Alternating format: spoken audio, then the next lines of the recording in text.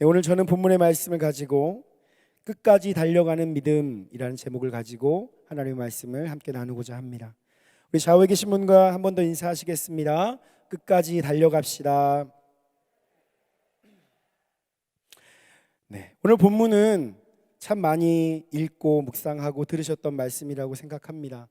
히브리서 11장을 믿음장이라고 하죠. 그래서 믿음의 선진들에 대한 이야기들이 쭉 기록되어져 있습니다. 그 믿음의 선진들의 이야기를 마치면서 12장으로 넘어오면서 이렇게 얘기하고 있는 거예요. 이러므로 우리에게 구름같이 둘러싼 허다한 증인들이 있다. 믿음의 선진들이 있다라는 뜻입니다. 그러면서 우리의 삶을, 우리가 믿음으로 살아가는 이 삶을 경주에 비유하고 있습니다.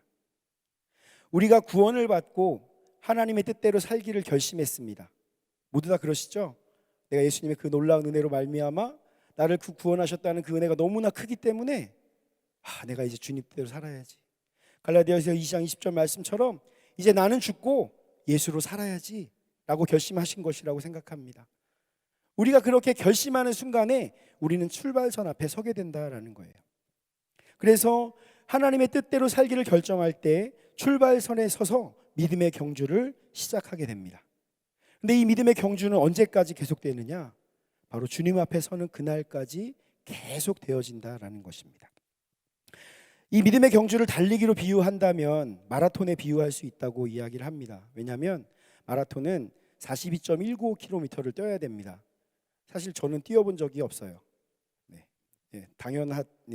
당연히 못 뛰어봤습니다. 제 최고 기록은 군대에서 10km를 뛰는 게 최고 기록입니다. 그 이상은 뛰어본 적이 없습니다. 걸어가면 되지 왜 뛰어가야 돼? 뭐 이런 마음이 약간 있습니다. 그런데 42.195km 그 마라톤에 대한 이야기 할 때 거의 그 그리스 신화에 나왔던 이야기인데 이렇게 경주를 했던 사람이 거의 탈진돼서 기진맥진할 정도로 굉장히 힘든 거리예요. 42.195km 말로는 잘 이해가 되지 않는 거리지만 그 거리를 쉼없이 달려가는 것, 그것이 우리의 인생의 믿음의 경주와 같다라고 이야기하고 있는 것입니다. 그래서 제가 이 마라톤과 또 반대가 되는 100m 경기랑 약간 좀 비교를 해봤어요. 달리기 경주가 이제 100m, 50m도 있지만 보통 우리가 세계 최고를 잴 때 100m를 기준으로 합니다. 그래서 100m부터 해서 200m, 400m, 800m, 1600m 이렇게 하고 여러 가지 경주들이 있잖아요. 그래서 마라톤이 최장거리 42.195km를 달리는 마라톤 경주까지 다양한 종목들이 있는데 우리가 달려가는 이 경주는 100m 같은 단거리 경기가 아니라 42.195km 아주 먼 거리를 달려가는 장거리 달리기와 같다라는 것입니다. 100m 경기는 아주 찰나의 경기입니다. 세계에서 가장 빠른 사나이 혹시 아시나요? 세계 기록을 갖고 있는 달리기 선수. 네, 우리는 주님밖에 모르죠. 그죠? 관심이 없으실 거라고 생각했습니다. 세레모니가 되게 유명한 세레모니가 손가락으로 가리키는 세레모니가 있는데요. 이 선수가 누구냐면 바로 우사인 볼트라는 선수입니다. 이 선수가 세계 기록을 갖고 있는데 9.58입니다. 100m를 달리는데 9.58이에요. 제가 경주를 그 세계 기록을 세우는 경기를 동영상을 보면서 걸음수를 세봤거든요. 그랬더니 38걸음을 걸어요. 100m를 달리는데 보폭도 보통 한 2에서 3m 정도 된다는 얘기예요. 그죠? 우리가 생각하는 것처럼 막 이렇게 달리는 게 아니라 보폭도 엄청 넓습니다. 그래서 성큼성큼 하면서 38걸음을 걸으면 100m를 딱 가는 거예요. 어마어마한 속도로. 그리고 선수들 말로는 이때 숨을 한 번도 쉬지 않는데요. 한 번에 한숨에 그냥 팍 달려서 100m를 달린다고 합니다. 그렇게 한 번에 모든 힘을 다 쏟아내서 달리는 경기가 100m 경기예요. 그런데 이 100m 경기는 예선전부터 진행이 되거든요. 그래서 예선전 때는 이 선수들이 힘을 다 쏟질 않습니다. 그때는 세계 최고국이 잘 나오지 않아요. 결승전에 갔을 때 자기가 아주 막강한 라이벌을 만난다든지 그렇게 됐을 때 최고의 기록이 나오게 됩니다. 저는 이것을 보면서 우리가 신앙생활 하는 것이 100m 경기와 같다면 얼마나 힘들까라는 생각을 했어요. 숨 한 번 쉬지 못하고 한 번에 막 주님 앞으로 가야 돼 하고 그러면 너무너무 힘들 것이라는 생각이 들었습니다. 그런데 이 42.195km를 달리는 이 마라톤은 그 걸음을 셀 수조차 없어요. 또 먼 거리를 달립니다. 그리고 이 먼 거리를 달리는 동안에 단 한 번의 기회만 주어지는 거예요. 100m 달리기는 내가 할 수 있는 최고를 이루기 위해서 여러 번의 기회가 있습니다. 예선전부터 준결승, 결승전이라는 어떤 기회들이 있어요. 근데 마라톤은 한번 딱 시작하면 예선전이 없어요. 이 선수들이 한번 뛰고 나면 막 통증이 오고 근육통이 생겨서 다음날 경기를 다시 할 수 없습니다. 그래서 마라톤은 항상 올림픽의 제일 마지막에 위치하죠. 그래서 이 마라톤 경기를 막 하는 거예요. 이렇게 힘들고 단 한 번뿐이 마라톤이 바로 우리가 믿음의 경주라고 할 수 있다는 거예요. 100m 달리기처럼 내가 반짝하는 신앙으로 한 번 아주 주님을 뜨겁게 만나고 뜨겁게 봉사할 수는 있습니다. 그런데 내 모든 힘을 쥐어짜고 나면 내가 더 이상 주님 앞으로 나아갈 힘이 다 사라지게 되는 거예요. 그래서 우리는 꾸준하게 달려가는 마라톤 경주를 해나가야 합니다. 잠깐의 힘을 쏟아내고 내가 잠깐 예수님 사랑했지, 그땐 내가 예수님 최고로 믿었지, 내가 그때는 믿음이 좋았어 라고 얘기하는 것이 아니라 우리의 삶은 끊임없이 믿음의 경주 가운데 주님 앞으로 나아가는 삶이 되어줘야 된다는 거예요. 자, 저는 사실 이 마라톤 경주 선수가 어느 정도로 달릴까 잘 몰랐었어요. 근데 이 선수들이 100m를 평균 17초 정도로 달린다고 합니다. 어떤 영상을 봤는데 어떤 아이가 이 마라톤 선수 막 달리고 있는데 자기도 이제 그 선수들보다 잘 달린다는 걸 약간 과시하고 싶었나 봐요. 어떤 꼬마 친구 막 달렸어요. 처음에는 마라톤 선수보다 앞서서 가요.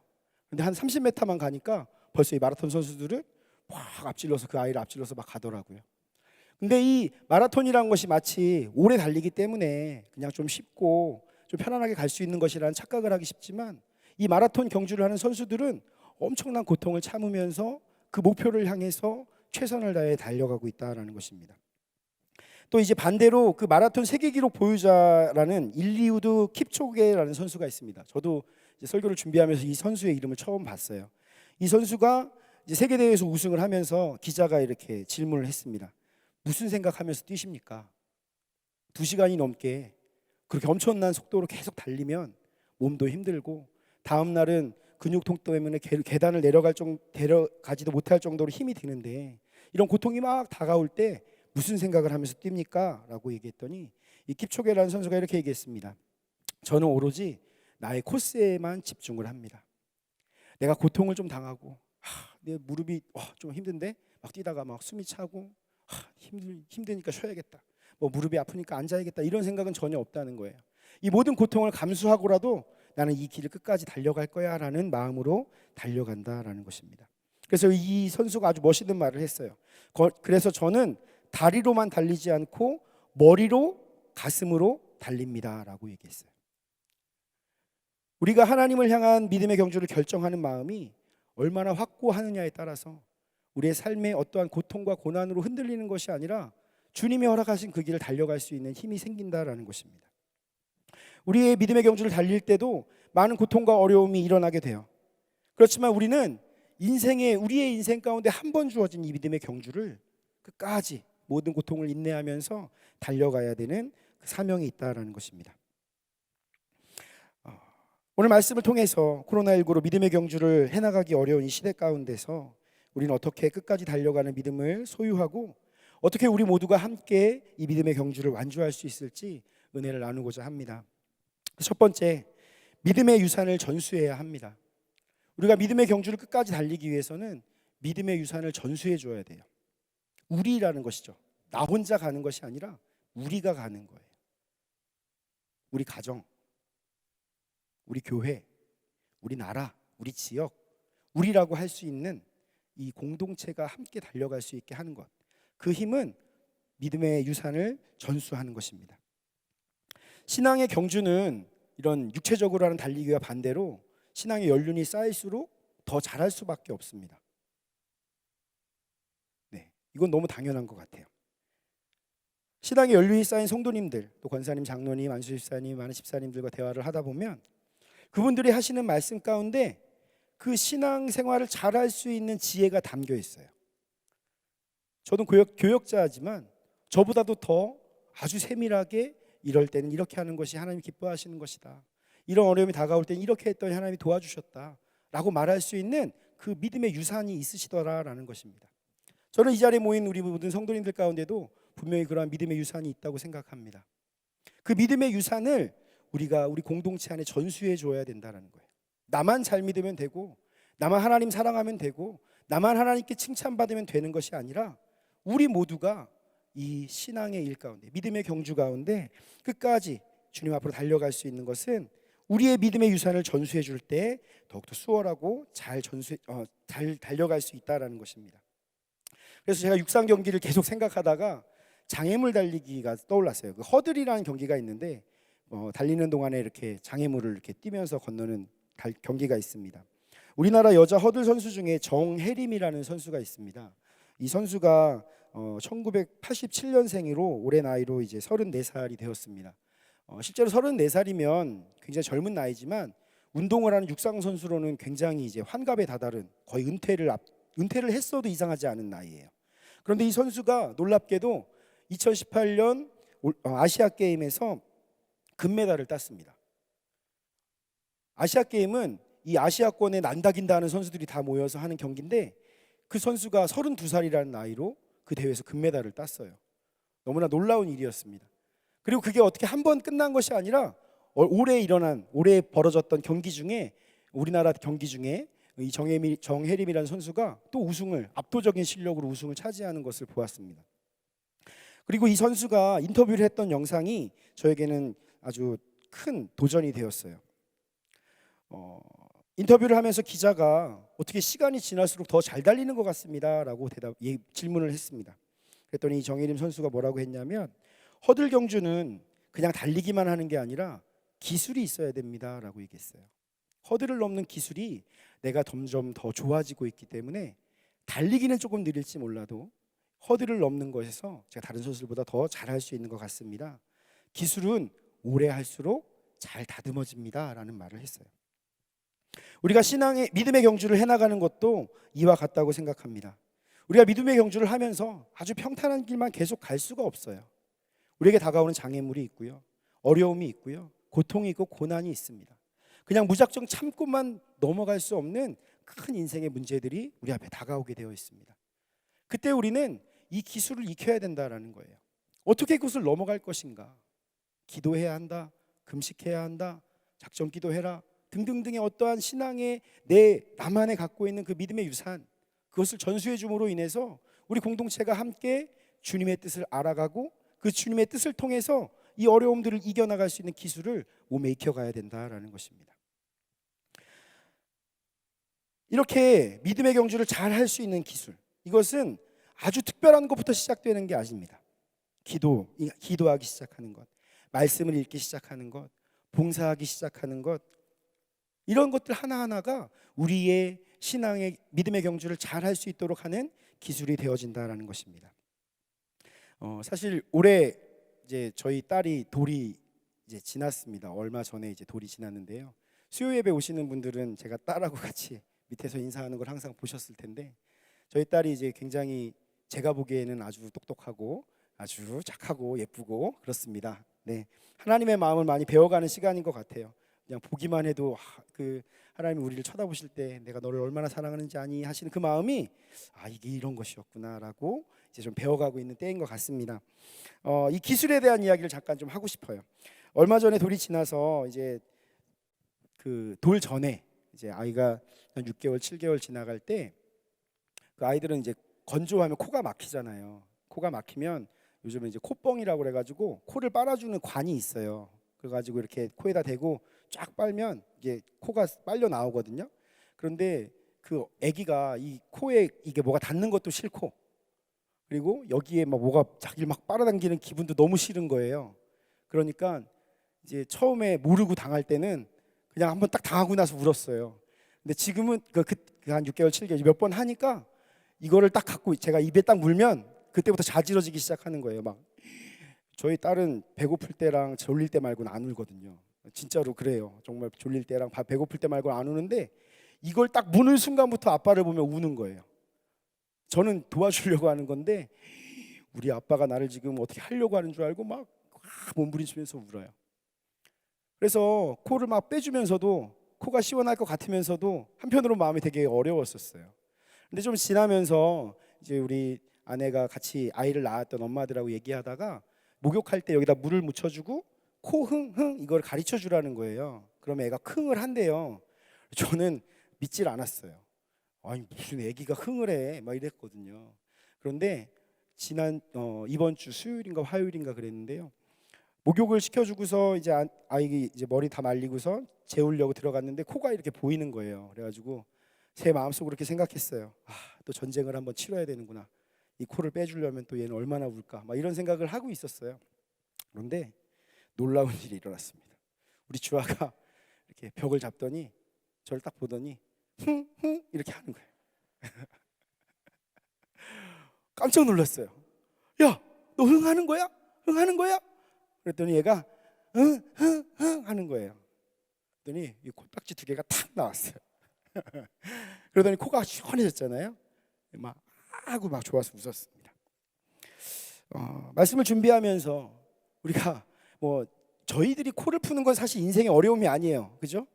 근데 이제 겨우 1살 된 아이한텐 코가 막힌 건 엄청난 문제예요. 도대체 해결할 수가 없어요. 그런데 제가 하라고 가르쳐줬더니 그걸 해내는 거예요. 저는 믿음의 유산을 전수한다는 것이 이러한 생각들로 접근해야 된다고 생각해요. 뭔가 대단해. 야, 하나님 만나려면 40일 금식해야 돼. 야, 일주일 금식해야 돼. 야, 너가 기도를 10시간 이상 해본 적 있어? 그래야 하나님 만나지. 이게 아니에요. 아주 사소한 것부터 가르쳐줘야 되는 거예요. 특별히 제가 교육부서를 맡으면서 우리 자녀들에게, 우리 다음 세대들에게 믿음의 유산을 전해줘야 돼 하면 막 하나님이 얼마나 이렇게 접근하시면 안 돼요. 얘들아, 기도한 하나님이 들어주셔. 소원 있으면 얘기해봐. 이렇게 접근하셔야 돼요. 아주 작은 것부터 가르쳐줘야 돼요. 애기니까. 자기 코도 못 푸는 애예요. 그렇게 가르쳐줘야 돼요. 제가 저희 딸을 그 모습을 보면서 이게 기술을 가르쳐주는 게 이렇게 중요하구나. 방법을 알려주는 게 중요하구나. 어려움이 다가왔을 때 어떻게 하라고 누가 한마디만 해줘도 쉽게 할 수 있는 것을 할 줄 모르니까 고통 가운데 있구나 라는 것을 깨달았어요. 우리 공동체가, 우리 교회가, 또 우리가 속해 있는 가정과 공동체 안에서 이 믿음의 일들을 이렇게 전해줄 수 있는 저희가 되었으면 좋겠습니다. 아주 작은 것, 아주 사소한 것이라고 생각되는 그것을 가르쳐줘야 되는 거예요. 얘 다 알겠지 뭐. 교회를 몇 년 다녔는데 다 알겠지. 그런 거 없어요. 경험하지 않으면 내 것이 될 수 없고, 내 고백이 되지 않으면 그것은 진짜 믿음이라고 하기엔 너무나 미안하지만 진짜 믿음이라고 할 수가 없어요. 그래서 우리는 그걸 가르쳐줘야 돼요. 그리고 전수해줘야 돼요. 그렇게 우리가 어려움을 이겨나가고 주의 뜻대로 살아갈 수 있는, 이 달려갈 수 있는 그 믿음의 일을 갈 수 있는 방법을 전수해주는 우리 모두가 되었으면 좋겠습니다. 이렇게 우리가 이 방법을 가르쳐줌으로, 또 기술을 전수함을 통해서 우리 공동체가 하나님 앞에서 아름다운 공동체로 함께 믿음의 경주를 완주해 나갈 수 있기를 소망합니다. 두 번째로, 우리 공동체는 믿음으로 함께 달려가야 합니다. 우리는 성령님과 주님이 허락하신 믿음의 공동체와 함께 달려가야 합니다. 예수님께서는 성령님이 우리와 함께 하신다고 말씀하셨어요. 이제 본인이 승천하시면서 성령을 보내줄 건데 그 성령님께서 너희와 함께 하실 것이다. 요한복음 14장 26절에는 보혜사 곧 아버지께서 내 이름으로 보내실 성령, 그가 너희에게 모든 것을 가르치고 내가 너희에게 말한 모든 것을 생각나게 하리라 하셨고, 요한복음 16장 13절과 14절에는 그러나 진리의 성령이 오시면 그가 너희를 모든 진리 가운데로 인도하시리니 그가 스스로 말하지 않고 오직 들은 것을 말하며 장래일을 너희에게 알리시리라. 그가 내 영광을 나타내리니 내 것을 가지고 너희에게 알리시겠습니다. 예수님께서 약속하신 성령이 우리 가운데 오시면 성령님께서 우리를 주님의 뜻에 따라 살아갈 수 있도록 주님의 뜻을 가르쳐 주시고 생각나게 하셔서 믿음의 경주를 완주할 수 있도록 도와주십니다. 이것은 우리의 길을 인도하신다. 갈림길이 나올 때마다 이정표로 통해서 오른쪽이야 왼쪽이야를 알려주시고 어느 길로 가야 되는지 우리를 안내하신다라는 뜻으로 이해할 수가 있습니다. 그런데 이 마라톤을 생각하면, 아까 서두에 이야기했던 마라톤 경기를 생각하면 혼자서 달리는 고독한 게임 같지만, 이 믿음의 경주는 공동체와 함께 할 수 있다는 특징이 있습니다. 한국 사람들만의 아주 독특한 특징이 있다고 합니다. 그리고 서양 사람들이 그걸 봤을 때 잘 이해를 하지 못하는 그러한 것들이 있다고 해요. 우리 그림을 잠깐 한번 보여주실 수 있을까요? 원숭이하고, 머릿속으로 좀 떠올려 주시면 좋겠어요. 원숭이하고 팬더하고 바나나가 있어요. 머릿속으로 좀 생각을 해주세요. 원숭이, 팬더, 곰, 그리고 바나나가 있습니다. 원숭이하고 팬더하고 바나나가 있습니다. 이 중에 2개를 묶어야 돼요. 원숭이랑 묶는 거예요. 원숭이가 기준인데 원숭이랑 짝을 지어주는 겁니다. 자, 머릿속으로 생각하세요. 그리고 제가 이렇게 어느 쪽이냐고 물어보면은 이렇게 손을 들어서 표시해 주면 좋겠습니다. 벌써 이렇게 막 마음이 가는 쪽이 있을 거라고 생각해요. 원숭이하고 팬더하고 묶으신 분. 한 명도 안 계세요? 네. 원숭이하고 바나나하고 묶으신 분. 네. 다 원숭이하고 바나나하고 묶으셨죠? 이것을 서양 사람들은 절대 이해를 할 수가 없대요. 서양 사람들은 다 원숭이하고 팬더를 묶는다고 합니다. 왜 그러냐면 동양 사람들, 그러니까 한국 사람들과 동양 사람들은 관계를 중심으로 생각해요. 그래서 원숭이하고 바나나는 무슨 관계죠? 먹이 관계죠. 이렇게 생각한다는 거예요. 원숭이하고 판다는 관계가 있어요, 없어요?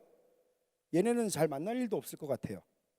그래서 서양 사람들은 원숭이하고 판다는 동물, 원숭이하고 바나나는 동물, 식물, 그러니까 같은 게 아니야, 관계가 없어라고 생각한다는 거예요. 우리나라 사람들, 특히 동양권의 모든 사람들도 그렇지만 우리나라 사람들은 이 관계를 굉장히 중요하게 생각합니다. 그래서 이 구원의 경주를 달려가는 이 가운데서도 우리는 혼자 달려가지 않고 이 관계된 사람들과 함께 달려가게 되어 있어요. 우리나라만의 또 아주 독특한 표현이 하나 있다면 우리라는 표현이라고 합니다. 우리. 제가 좀 말이 안 되는 표현을 하나 해보겠습니다. 우리 아내가 익숙하시죠, 되게. 근데 우리 아내는 나랑 얘기하는 사람과 우리의 아내라는 뜻일까요? 말이 안 되죠. 내 아내죠, 내 아내. 근데 우리는 내 아내라는 표현을 잘 안 해요. 우리 아내라고 표현을 하죠. 우리 남편이 이렇게 얘기하시죠. 내 남편이 글쎄 이렇게 잘 안 하세요. 그러니까 이 우리라는 걸 통해서 우린 동질감을 갖고 싶어하고 우리가 함께라는 걸 자꾸 얘기하고 싶어 한다고 합니다. 이게 아주 한국 사람들만의 독특한 표현이라고 얘기를 해요. 관계를 굉장히 중요하게 생각하고 또 우리라는 표현을 통해서 우리가 하나의 공동체를 만드는 것에 굉장히 익숙한 나라가 우리나라입니다. 이러한 관점에서 봤을 때 우리의 신앙의 여정 가운데서 분명히 나 홀로 서야 되는 것도 있지만 우리가 함께 믿음의 경주를 달려갈 수 있는 것들도 있다라는 것입니다. 그래서 이 관계를 잘 세워감을 통해서 우리 교회가 또 우리 구역이, 우리 가족이 주님 앞에서 믿음의 경주를 잘 해나갈 수 있습니다. 성경에서도 이렇게 말씀하십니다. 히브리서 10장 23절에서 24절을 보시면 서로 돌아보아 사랑과 선행을 격려하며 라고 말씀하십니다. 우리가 이 우리라는 관계, 우리 성도, 우리 가족, 우리 교회라는 이 공동체 안에서 우리가 서로 칭찬하고 격려함을 통해서 하나의 공동체를 아름답게 세워갈 때 우리가 함께 이 믿음의 경주를 잘 해나갈 수 있다는 것입니다. 그렇다면 좋은 칭찬은 어떤 게 있을까요? 세 가지 정도 제가 얘기해 보겠습니다. 첫째는 재능이 아닌 노력을 칭찬해 줘야 된다고 합니다.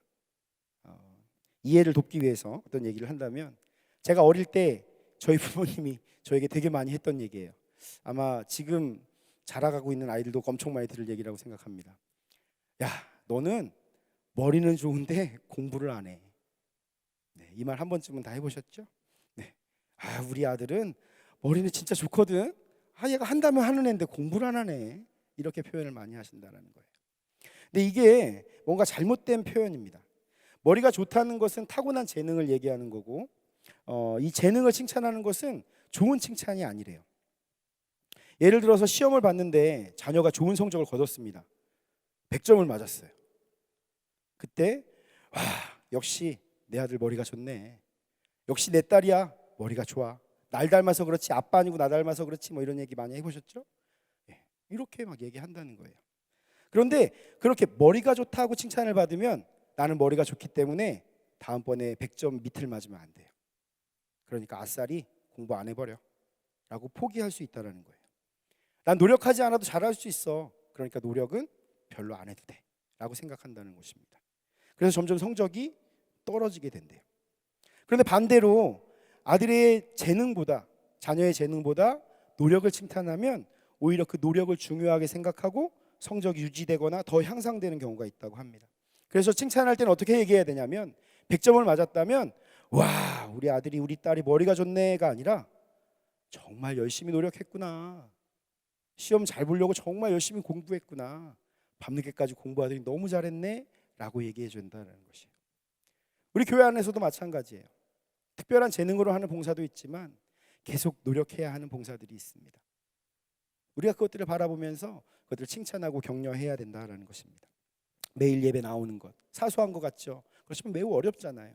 매일 예배 나오고 기도하고 혹은 성전을 청소하는 것, 차량 봉사를 한다든지 여러 가지 모습들 속에서 그 모습들이 재능이 아니라 그 노력임을 알고 우리가 칭찬하고 격려함으로 세워줘야 된다는 것입니다. 두 번째로는 이름을 불러 칭찬해 주어야 진짜 좋은 칭찬이라고 합니다. 사람의 인칭을 빼면 칭찬이 아니라고 합니다. 무슨 얘기냐면 내가 너무 싫어하고 나랑 잘 안 맞는 사람, 좀 저 사람만 안 보면 내가 교회 가서도 마음이 편할 것 같은 그런 사람을 보면 그 사람이 뭐가 잘 됐을 때 우리는 그 사람을 칭찬하기보다 그냥 그 주어를 뺀대요. 그래서 그냥 상황만 칭찬을 한다고 합니다. 말이 좀 어려운데 어떤 얘기냐면 예를 들어서 어떤 집사님이 아주 열심히 노력을 해서 좋은 열매를 거뒀어요. 예를 들어서 저희가 이제 교회 김장을 했다고 칩시다. 교회 김장을 막 했어요. 얼마 전에 이제 김장을 했잖아요. 근데 김장을 막 했는데 김치가 너무 맛있게 올해 김치 너무 맛있게 됐어요. 그래서 저희 아내랑 먹어보면서 너무 맛있다 했는데 김치가 너무 잘 됐으니까 그 칭찬을 해주려면 누구 집사님, 누구 권사님 너무 수고했어. 김치가 너무 맛있더라 이렇게 얘기해야 되는데 그 사람을 보면서도 이번에 김장김치가 참 잘 됐어 이렇게 얘기하면 이건 칭찬이 아니다라는 거예요. 오히려 그 사람을 더 기분 나쁘게 하고 그 사람의 노력과 수고를 다 없는 것으로 만드는 말이 된다라고 합니다.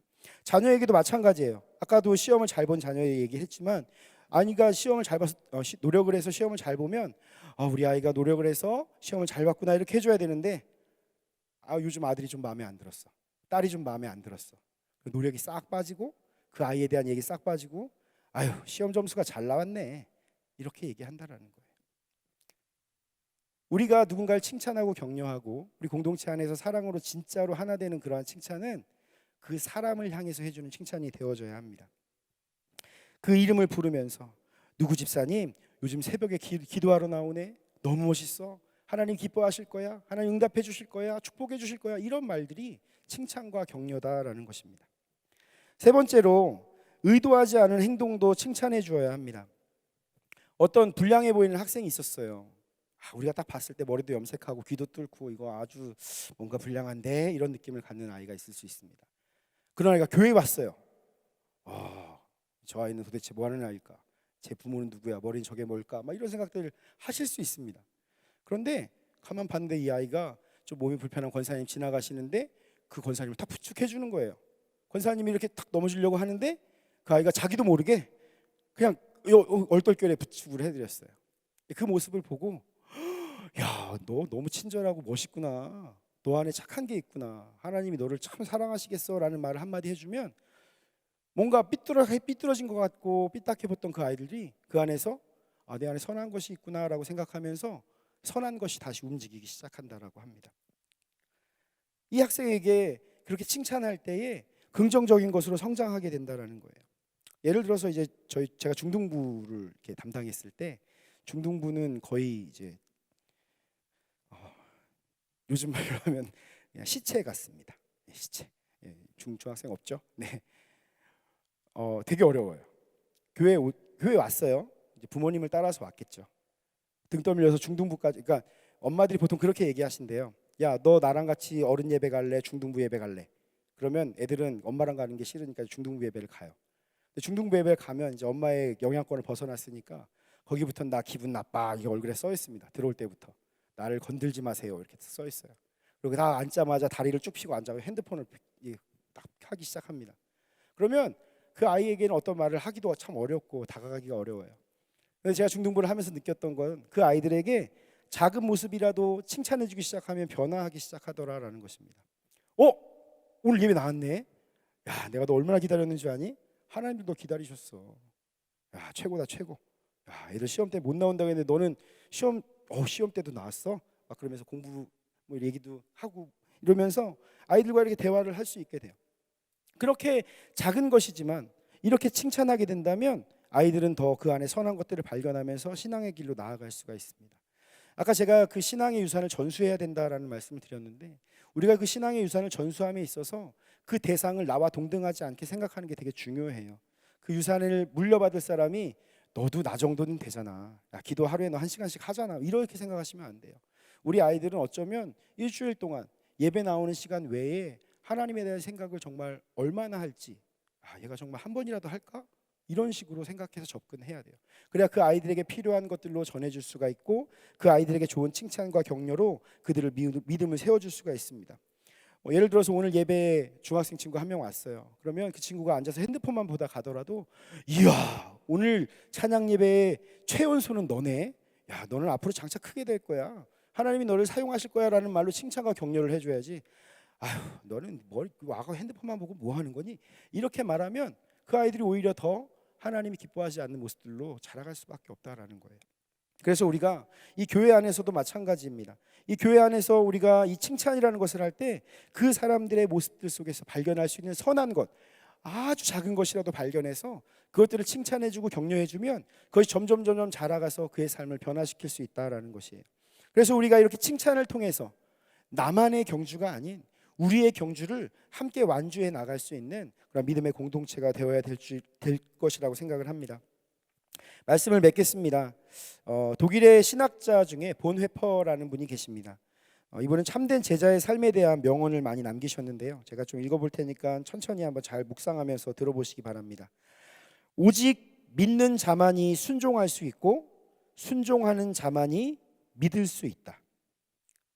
제자가 되었을 때 우리는 예수 그리스도처럼 생명과 명예, 업적을 위탁하는 것이다. 기독교의 본질은 종교와 관계 있는 것이 아니라 그리스도라는 인물과 관계가 있다. 기독교의 핵심에는 전혀 다른 것, 바로 하나님 자신이 생생히 자리하고 있다. 기독교는 그분을 대면하는 것이다. 그리스도인은 선하게 되려면 어떻게 해야 하는가라는 질문이 아니라 무엇이 하나님의 뜻인가라는 완전히 다른 질문을 던져야 한다. 이분이 그 삶의 많은 고민 속에서 이러한 말들을 하셨습니다. 이분의 나이는 굉장히 젊었었어요. 보네퍼 목사님이 살아가던 시대는 2차 세계대전 시대였었습니다. 이분이 21살에 신학 박사가 됐고요. 25살에 대학교에서 조직신학을 가르치는 대학 교수가 됐습니다. 그리고 공부를 아주 지식적인 능력이 아주 탁월한 분이셨는데, 이분이 이제 그 2차 세계대전이 벌어지고 나치 독일이 수많은 유대인들을 학살하기도 하고 전쟁을 통해서 수많은 사람들이 죽어가는 것을 보면서 이 전쟁에 대한 어떤 대항을 해야겠다라고 생각하시고 독일로 들어갔어요. 그래서 여러 가지 저항 운동을 하다가 이제 나치 정권에 붙잡히게 되었습니다. 이분이 43년 4월 5일에 체포돼서 4월 9일에 이제 교수형에 처해지게 되었습니다. 이 보네퍼 목사님이 5일이라는 시간 동안 그 감옥에 계시면서 그분이 깨달은 것은 무엇이었냐면, 죽음은 끝이 아니라 영원한 삶의 시작이다라는 소망을 발견했다라고 합니다. 그분이 그 죽음이라는 절망이 나에게 다가오는 그 순간에 이 죽음은 끝이 아니라 영원한 삶을 시작하는 소망이다라고 발견했다라는 거예요.